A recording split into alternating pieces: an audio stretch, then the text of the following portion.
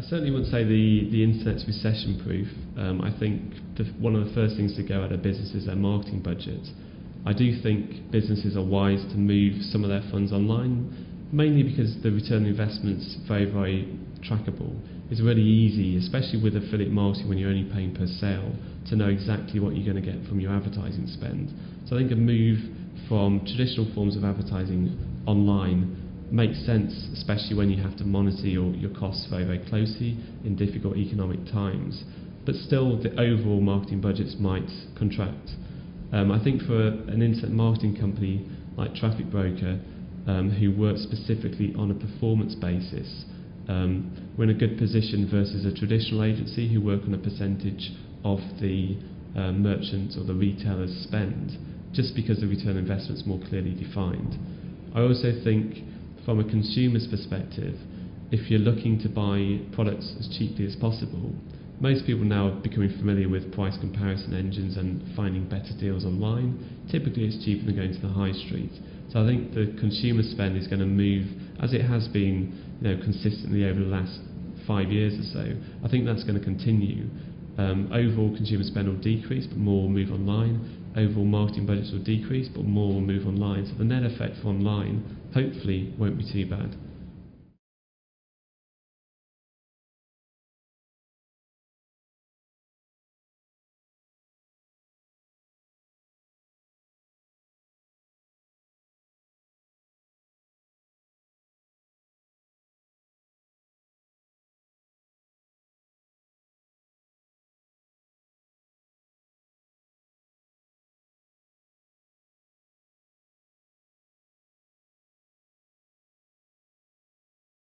I think my proudest achievement in business so far is probably attracting very, very talented employees to work at Traffic Broker. So when an individual has many different options available to them, some very decent offers at big companies, for them to choose Traffic Broker makes me feel quite privileged. I think for me, probably the biggest pressure then in business is to keep the business growing at the rate it's growing at the moment, to keep the potential upside they have from their share options as high as possible. Not the most original answer to my favourite entrepreneur, but it's probably Richard Branson.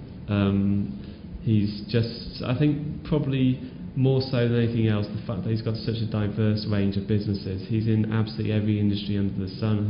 He's tried many different areas, he's failed in many areas, but it doesn't stop him trying to take on the major incumbents in very, very competitive industries, as he has in rail, in airlines, etc. So I think just because of the diversity in the businesses he's created, he would be my favourite entrepreneur.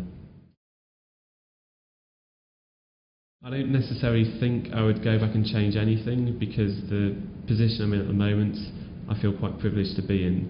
So I don't really reflect on the errors we've made in the past. As long as I learn from those errors, it doesn't seem like an error in the future, because you might be in a position where you have a similar problem to solve, and now you have the ability to solve it in a way which you might not have had if you hadn't made that earlier failure. So I don't really look back and have any single big regret in my business career so far.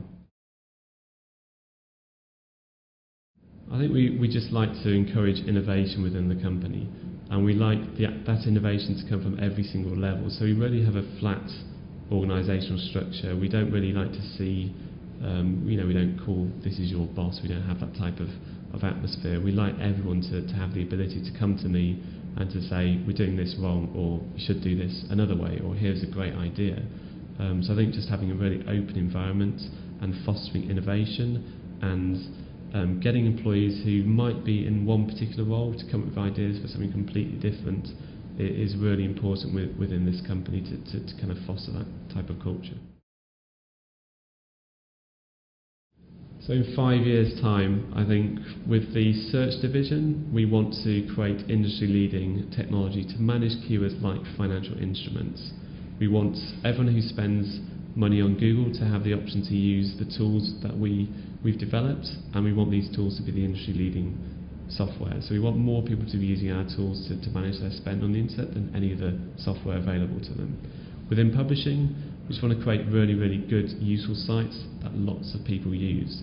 So I want to wake up and have a site by the time I've woken, has generated 100,000 clicks in my 8 hours of sleep from people all over the world interacting with the site and getting benefit from it. So I think building really good consumer propositions, which hopefully have a nice revenue stream as well, would be a very nice place to be within 5 years.